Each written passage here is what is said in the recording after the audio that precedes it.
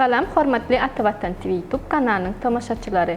Türkmenistan Ukrainada galan raýatlarynyň nowatdaky tapgyryny 2022-nji ýylyň aprel aýynyň 5-ni ýurdumyza getirdi. Şu gündäňden Istanbul Türkmenawat aralygyna uçuş amal aşyran Türkmen Hawa ýolları agentliginiň Boeing kysymly uçaryny Ukrainada dowam edýän çylşyryny ýagdaýlar sebäpli Türkiýe geçen hem de bu yurtda dürli sebeplere göre galan raýatlarymyzyň bir bölegi ýurdumyza getirildi. Harf takygy TUA 22 ýörik gatnawyna gelen 290 fan ýolawçylar Türkmenawatyň halkara hawa menzilini mehirli garşy alyndy.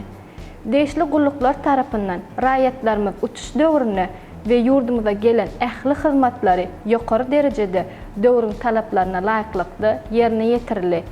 Agzalan raýatlaryň içinde ähli welaýatlaryň ýaşaýjylary bolup, olary deşli tertipde karantin gözegçiligi geçirilenden soňra maşgalalaryna gowşar. Ukraina ýagdaýlary bilen bagly raýatlarymyzyň guramaçylykly ýurdumyza getirmek boýunça döwlet tarapyndan edýän aladalarynyň ilkinji sany däl. Mälim bolşýaly 2022-nji ýylyň mart aýynyň 10-ny ýürik gatnawy bilen Rumyniýadan 282 sany, 2022-nji ýylyň mart aýynyň 13-ni Polşadan 251 sany Türkmenistan raýatlary getirildi.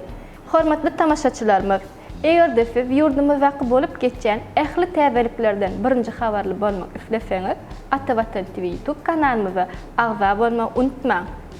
Gepleşiklerimizin inniki sanyna görüşençe hoş, sag bolun.